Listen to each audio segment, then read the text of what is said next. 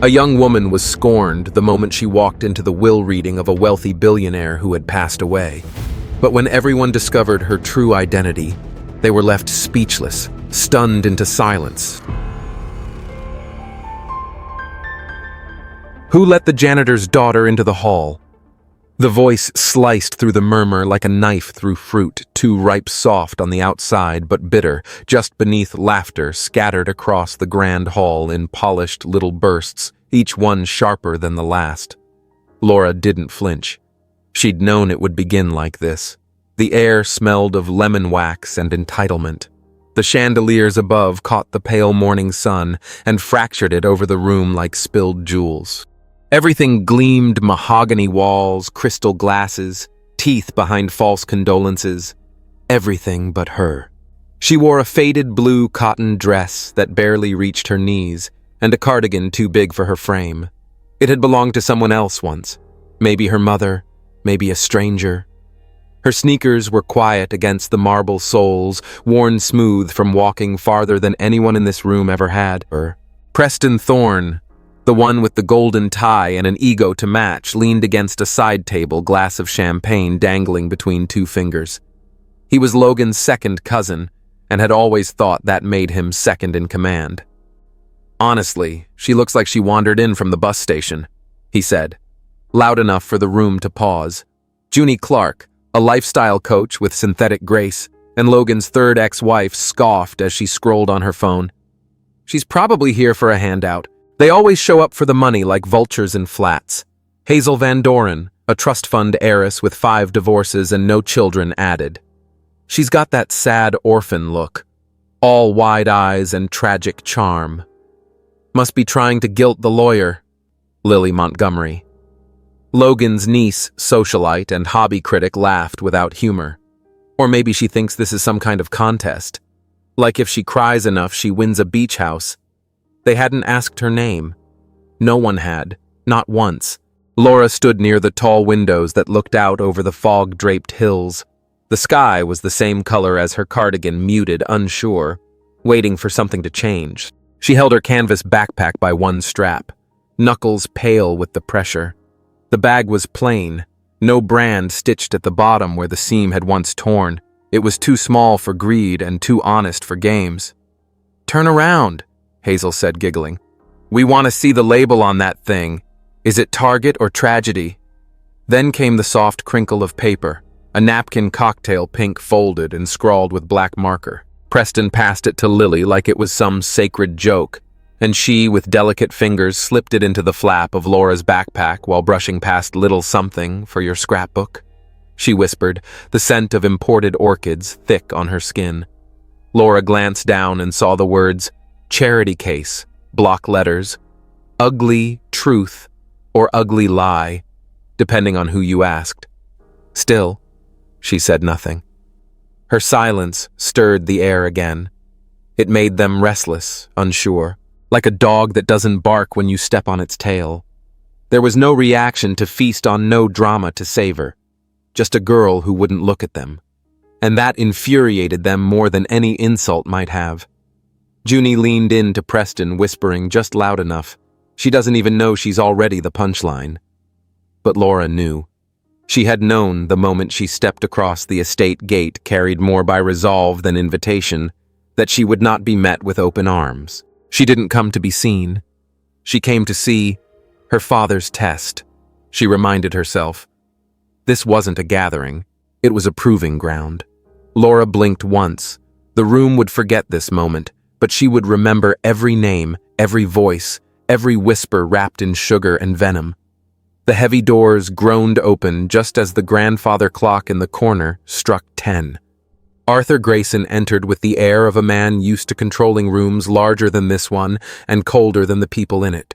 His charcoal suit was pressed sharp enough to cut glass, and the briefcase in his left hand gleamed like something that hadn't touched dust in years. He walked slowly, deliberately, his polished shoes tapping a quiet rhythm on the marble, every step met with the hush of shifting fabric and anticipation tightening like a noose. Laura stood still. She didn't blink this time. Grayson reached the end of the long table, and placed the briefcase down without flourish. He didn't clear his throat, didn't offer a greeting. He simply looked at the room with a face lined by decades of truth wars, settlements and secrets best left under stone. Then his eyes found hers. It was only a second, a flick of recognition, quiet and private, like a nod, only the two of them could hear. But it was enough to draw attention. Preston, always watching for subtext like a fox sniffing for blood, leaned forward slightly. His lips twitched, but he said nothing yet. Gerald Hayes did. "Now wait. Just a damn minute." The man stood with the authority of someone used to being obeyed. Broad-shouldered, late 60s skin, sun-marked from decades of real estate deals under California sun, and ego, bruised from being excluded from Logan's last few ventures. He slammed his palm flat on the table, rings clinking like coins dropped in a bowl. "What is she even doing here?" he barked, pointing toward Laura. "She's not family, not a partner." "Hell, I doubt she's even invited, Logan. Would have never let. She's just a kid," someone muttered near the back. Gerald pressed on. "Exactly. And now she's standing here in his house at his will reading." His gaze cut to Grayson. "You gonna explain that, or do we call security ourselves?" Preston chuckled under his breath. "Maybe the boarding school finally ran out of charity slots. Poor thing had to wander back to the lawn for lunch." The crowd rippled with low laughter, polite in tone, cruel in edge. Laura didn't look away.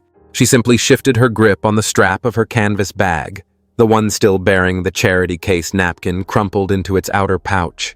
It flapped faintly with the movement like a torn flag still holding its ground. Grayson unlatched the briefcase. The sound, a metallic click, was sharp, final. "We're here," he said, his voice even to read the last will and testament of Logan. Alexander Thorne, executed 3 years ago, verified, witnessed, notarized. Junie let out a breath through her nose. 3 years. He only vanished 6 months ago. "Yes," Grayson replied. Mr. Thorne prepared for all eventualities. "Shall we begin?" Silence. He pulled a single envelope from the briefcase sealed in red wax and sliced it clean with a silver letter opener. The paper unfolded with the kind of care one gives sacred things. The crowd leaned in. Laura didn't move. Grayson read, "To my family, colleagues, and those who would lay claim to what I leave behind, I give nothing but this. The truth. Wealth is not a reward. It is a magnifier. It reveals character more than it defines worth." A few people exchanged puzzled glances. Gerald frowned. Preston rolled his eyes. Grayson continued, "Everything I own, my shares, my real estate, my patents and accounts, my holdings in Thorne Biotech and beyond, will go to one person, and one person only, the daughter I never introduced, the child I protected from this." He paused, scanning the room as if to confirm what Logan had foreseen, this world of pearl smiles and sharpened tongues. "Her name is Laura." There was no gasp. It was too quiet for that. What came instead was a collective tightening, shoulders squaring, jaws locking wine glasses stilled midair. Then chaos. "That's a lie," Gerald snapped. "She's not his daughter," Junie cried, her voice pitched high. "I've known Logan for 20 years. He never mentioned a child." Lily stood with arms crossed, speaking not to Grayson but to Hazel beside her. "Anyone can write a sob story and get it notarized." Hazel nodded grimly. "Especially a girl who looks like she borrowed her whole outfit from a donation bin." Laura finally looked away from the window. She met their stares one by one, not with anger but something harder, patience sharpened by pain. "This is ridiculous," Preston barked. "There has to be proof. DNA paperwork. Something real." "There is," Grayson said, "and it will be produced in full per Mr. Thorne's instructions. But you expect us to just accept this?" Gerald stepped closer, the veins in his temple raised. "She walks in here dressed like a grocery clerk and suddenly she owns everything?" Grayson didn't blink. Yes, Laura's knuckles were white on the strap now, but her face held still. She had memorized this scene in her mind so many times that now seeing it in motion, it felt slow, dreamlike. Grayson's hands moved with the precision of habit, unhurried but firm, as he reached back into the briefcase and drew out a narrow folder sealed in navy wax.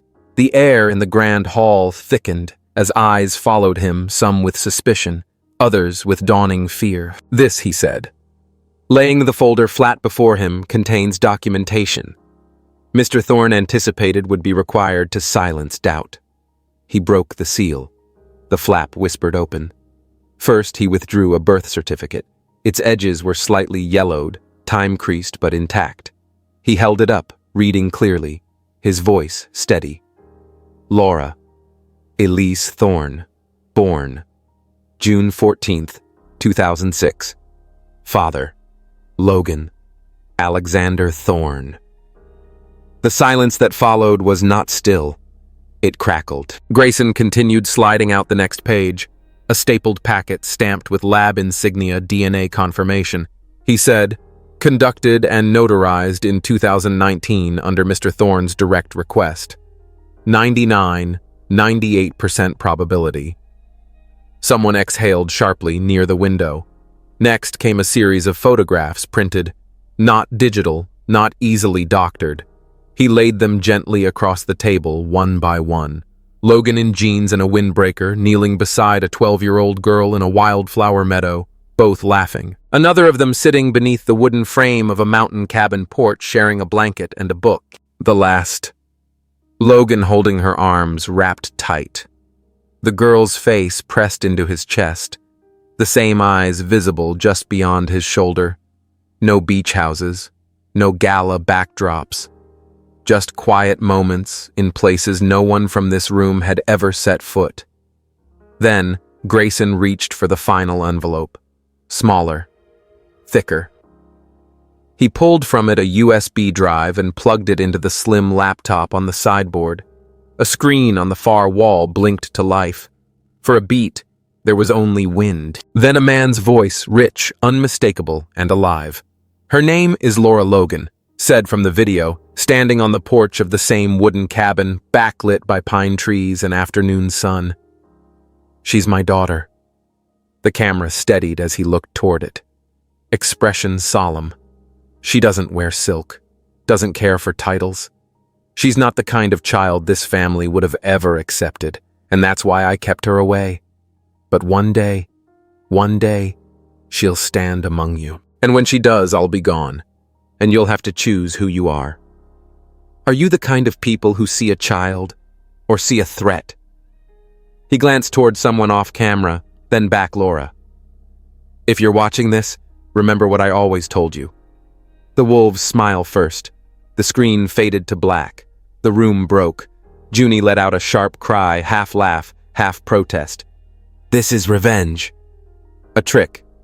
He must have filmed that when he was sick or confused. He wasn't confused, Grayson replied. He was meticulous. Lily crossed her arms, eyebrows raised in mock amusement. "So what now? We hand over $1 billion empire to little orphan Annie because Logan liked camping." Gerald stepped forward again, now visibly rattled. "I want independent verification. Notarized or not, anyone can buy a lab test and film a forest fairy tale." Grayson's gaze didn't shift. "You're welcome to pursue legal action, though I suspect the surveillance footage of your reactions thus far won't aid your case." In the rising tide of voices, Laura stepped forward. The canvas of her presence so long quiet stretched full now. She walked slowly toward the front, each step soft but certain. Her bag hung from her shoulder. Her shoes didn't echo, but the silence around her deepened as if the room bent to her path. She stopped beside Grayson, looked out. They watched her like something wild they didn't know how to name. "My name is Laura," she said, voice steady, "and I didn't come here for your money." Her eyes swept across the crowd. Hazel flinched. Lily looked away. "I came to see if there was anyone in this room," Laura continued, "who was worthy of being called my family." Her fingers grazed the strap of her bag once more, but this time not to hold herself back. "I already know who my father was," she said. "The real question is, who are you?" A long pause followed Laura's words, the kind that hangs in the air like dust that refuses to settle. Somewhere in the back of the room, someone swallowed too loudly. A spoon clinked against porcelain. No one moved. Then, without ceremony, Laura reached into the side pocket of her canvas bag. The crowd braced as if she might pull out a second will or a knife made of shame. What emerged was neither. It was a small black remote, unmarked and unassuming. Her thumb brushed the single button, and behind her a screen on the far wall blinked awake white light flooding the marble washing color from the faces that had only recently burned with pride. For a breathless moment the screen showed static, then clarity. The image sharpened into a room. Not this one. A different space. Dim, wood-paneled austere. A man sat alone at a desk, shoulders square, chin lifted. His face unmistakable, even after months of whispered death and tabloid grief. Logan. Thorne was alive. Gasps rushed through the room like a sudden wind. Clara dropped her champagne flute. Lily sank into the nearest chair, her phone slipping from her hand screen, facing down. Preston swayed on his feet, fingers loosening the knot of his gold tie as if it had become a noose. Logan looked straight into the camera. "If you're watching this," he began, "it means I've been presumed dead and the will has been opened." His voice, gravel-rich and steady, filled the space like a verdict. "I didn't die. I stepped back, because I needed to see." He paused, eyes dark with something weightier than disappointment. "I needed to know what was left behind when I stripped away the money, the power, the illusion. What you do when you think I'm gone, that's who you really are." His gaze sharpened. "Laura was my mirror. She's seen you now." "So have I." Murmurs stirred, small and afraid. Junie shook her head, lips moving without sound. Laura didn't turn to the screen. She didn't have to. Logan continued, his voice cool. "I asked myself if I was raising an empire or a pit of wolves. Today you've answered that for me." As if on cue, the double doors to the grand hall creaked open. And then he was there, no longer a projection, no longer a myth. Logan walked in, his footsteps, measured quiet as thunder. No guards, no grand entrance, just presence. He wore no tie, no designer shoes, just dark slacks, a plain shirt, and the gravity of a man who had chosen to disappear from the world only to return when the mask had slipped. The crowd parted instinctively. No one greeted him. No one dared. He came to stand beside Laura. His hand rested lightly on her shoulder. Familiar, protective, final. "She has seen enough," he said. Then he faced the room. "You," he said, eyes locking on Preston. "First, you mocked my daughter because she didn't dress like a predator in a suit. You called her a maid, a mistake. But you're nothing but a vulture with a Rolex." Preston tried to speak, but the words caught in his throat. His tie hung loose, hands twitching at his sides. Logan turned to Lily. "You turned a child into a meme. For what followers? Approval from strangers who wouldn't know your name in a week. You think cruelty is clever, but cruelty reveals poverty of spirit." Lily's eyes shimmered with unshed tears, but she didn't argue. Junie stepped forward, voice shaking Logan. This was a game." "No," he said calmly. "This was a mirror." He glanced to Grayson. The lawyer nodded and pulled a folder from his case. "These individuals." Grayson read aloud. "Preston Thorne, Lily Montgomery, Junie Clark, Clara Evans, Hazel Van Doren, and Gerald Hayes are hereby removed from any and all rights of inheritance under the authority of the Thorne estate per the supplemental clause signed and notarized by Mr. Thorne." A wave of outrage erupted. "This is insane. You can't do this. I've earned this." But none of their voices landed. Two estate security guards stepped forward, not forceful, but firm. The room watched as one by one the names read were escorted to the exit, faces flushed breathless with disbelief. Clara's phone buzzed wildly in her clutch. Notifications, perhaps, or the last flickers of a reputation unraveling. Junie wept not for Logan, but for what she was losing. Gerald swore under his breath. Hazel, stiff with silent fury, refused to meet anyone's eyes. No one screamed. That silence belonged to Laura. She hadn't spoken again. She didn't need to. Her presence, small, still steady, filled the space more than any outburst could.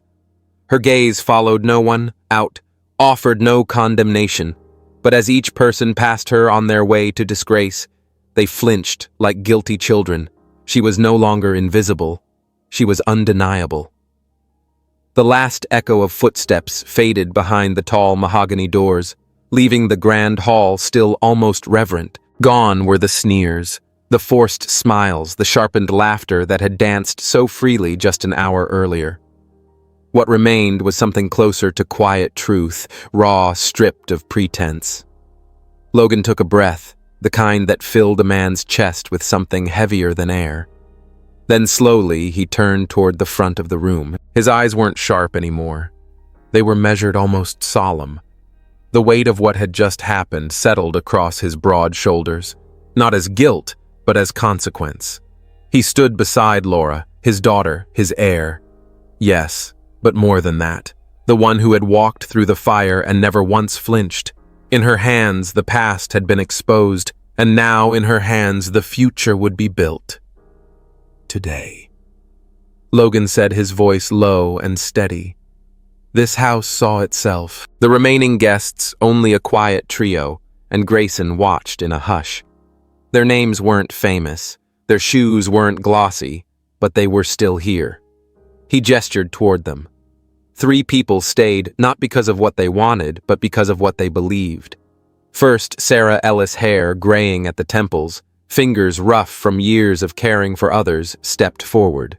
She had once been the private nurse for Logan's late mother. More than a decade ago, she had offered Laura a glass of water when she had come to the estate's gate in the rain soaked in 16 asking for directions. Sarah hadn't known who she was.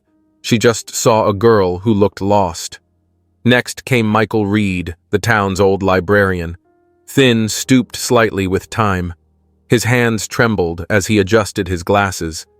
He had once given Laura a notebook and said, "Sometimes writing it down is safer than saying it out loud." That was when she'd first visited the archives alone, looking for news about Logan Thorne, and finding only headlines, not truths.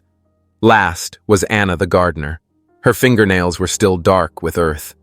She'd never stepped foot in the grand hall before today, but she had smiled at Laura every time they passed on the gravel paths, and once left a tiny pot of violets on the bench where Laura sat. These 3, Logan said, voice tightening with something that might have been pride, saw her as a person, not a problem. And that's what this family was meant to be. Laura glanced at them, her eyes softer now, grateful. She nodded once, not just as thanks, but as acknowledgement. Then Logan reached into his coat pocket and removed a small antique brass key. The light caught it as it turned in his palm, delicate but solid, old but unbroken. The head of the key bore the initials LT in simple engraving. This key, he said, unlocks the East Wing, the study, the vault, the original ledgers of Thorne Biotech. But it means more than that. He offered it to Laura. It means leadership. She didn't take it right away. Her gaze dropped to it, then to him. The silence was full of meaning, not hesitation, but reverence. She reached forward slowly and curled her fingers around it. It was heavier than she expected. "You won't inherit," Logan said, now addressing everyone in the room. "You'll lead." Laura nodded. Her voice came quiet but sure, not to preserve the name, but to repair what it became. There was no applause, only quiet agreement, like the gentle exhale of a house that had been holding its breath for too long. Logan turned to Grayson. "You'll remain on as advisor, legal oversight." But the authority, the choices, they're hers now. Grayson bowed his head once. It would be my honor. Where will you go? Laura asked softly, eyes meeting her father's for the first time with something like peace. Logan smiled, not the smile from photos or press conferences, but one that belonged to a man who had finally done the right thing, late as it may be. Someplace quiet, he said. Someplace where no one calls me sir. You're not staying? Sarah asked gently, though not with protest, more like sorrow. Logan looked around the grand hall, the portraits, the chandeliers, the echo of voices long gone. I built this house, he said, but she'll make it a home again, and with that he placed his hand briefly on Laura's shoulder. No more weight, just warmth, and walked down the hall, his steps sure and unhurried.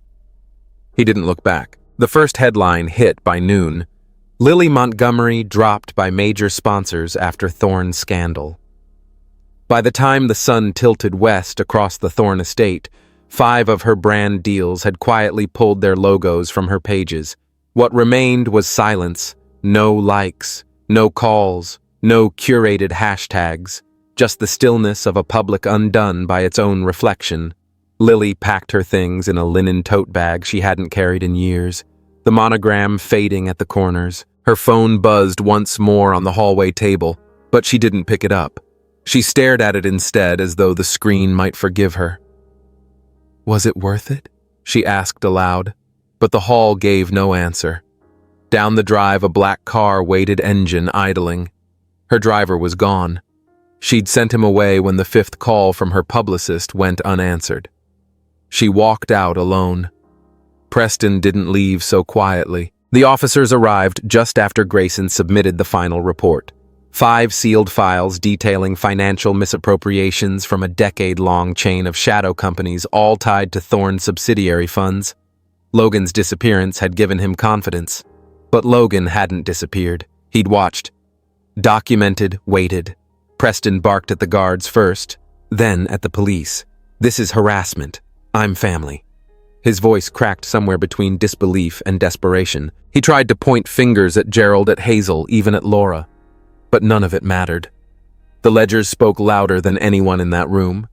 They led him out in cuffs. His gold tie, loose hair, must, shouting names that no one answered. Laura watched from the stairs, her expression unreadable. She didn't look away. Junie came last. She waited until evening, when the estate was quiet and the light had gone soft at the edges. Her knock on Laura's office door was hesitant, like she still expected a butler to answer. Laura opened it herself. Junie's mascara was smudged, lips dry, hands twisting an old Hermes scarf. Her voice trembled with something rehearsed. I made mistakes. I let pride talk for me. I was afraid of losing my place, and She looked up, eyes glassy. I didn't know you. Laura didn't step aside. She stood in the doorway, her canvas bag still slung over one shoulder, though she had nothing left to carry. You didn't hate me because I was wrong, Laura said quietly. You hated me because I arrived when you were reaching for what didn't belong to you. Junie opened her mouth, but Laura had already closed the door with a soft finality. In the weeks that followed, silence became the loudest justice. A formal list was issued, names banned from every Thorne office, foundation, or affiliate. Legal contact only. No access. No appeals. The message was clear. Not vengeance, but consequence. And while reputations unraveled on the outside, Laura began building something stronger inside. She moved into the East Wing, not for the view, but because it was the only part of the estate untouched by vanity. The corridors still held the scent of cedar and paper, the windows dusted with years not polish. Her office bore no gold trim, just a wide desk, a soft chair, and stacks of letters that would become the foundation of something new. The first letter she signed created the Langley Fund, named after the mother the world had never cared to know. It would grant full scholarships and living support to teens who, like her, had once been overlooked foster kids, dropouts, misfits, without names on brass plates. She called Sarah in first. You don't have to wear white coats anymore. Laura said with a small smile. But I need your clarity. Sarah nodded. I'll serve quietly if you prefer. Michael Reed came next, walking the halls like a man visiting a library of the soul. He offered ideas for literacy centers, free archive access, scholarships for rural librarians.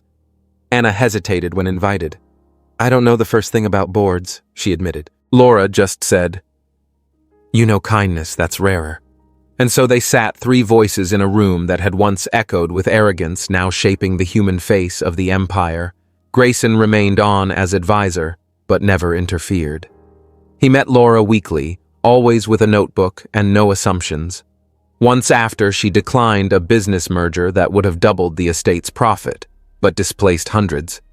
He leaned back and murmured, Your father would have paused at that one. I didn't, she said, and went back to reading. Logan sent no instructions, only letters, always handwritten. They arrived by courier every second Friday, sealed with his initials in blue wax. Each began the same way. Keep your spine straight. Kid.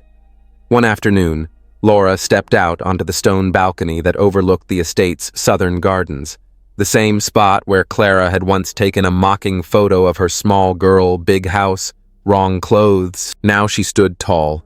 Chin lifted the brass key to the estate looped through a chain at her neck. In her hand, a small wooden box. Inside were the letters Logan had written to her over the years. Not the recent ones. Those she answered. These were the ones from before the truth came out. Notes he never mailed. Words he was too late to say in person. She unfolded one, now yellowed at the edges. You are proof that sometimes justice doesn't come with a gavel, but with a brave heart. Laura smiled, soft but sure. Then she closed the box, tucked it under her arm, and descended the stone steps. Anna was in the garden pruning a bed of violets, her gloves caked with soil. She looked up, surprised. Laura reached into the tool basket, pulled out an extra pair of gloves, and slid them on. No title today, Anna asked, her voice teasing. Laura crouched beside her fingers, finding the stem of a stubborn weed. Not today, she said. Today we grow something new. And as the sun dipped behind the hills, washing the garden in amber light, Laura worked in silence, not as a secret, not as a symbol, but as the rightful heir to a legacy she would rewrite with both hands in the dirt. This story is a powerful testament to quiet strength and earned dignity. Laura's journey from being dismissed and humiliated to becoming the rightful heir is a deeply moving portrayal of resilience, truth, and self-worth. Her silence spoke louder than outrage, and her compassion triumphed over cruelty. What makes her story unforgettable is not just the revelation of her identity, but how she chose to respond with grace, not vengeance. The most profound lesson here is that true legacy isn't measured in wealth, but in character. Justice doesn't always come loud. It sometimes arrives through quiet courage and the unwavering belief in one's own value. If this story touched your heart, don't forget to like and share it. Leave a comment to tell us how it inspired you, and if you haven't already, subscribe to the channel. May God bless you and be with you every step of the way.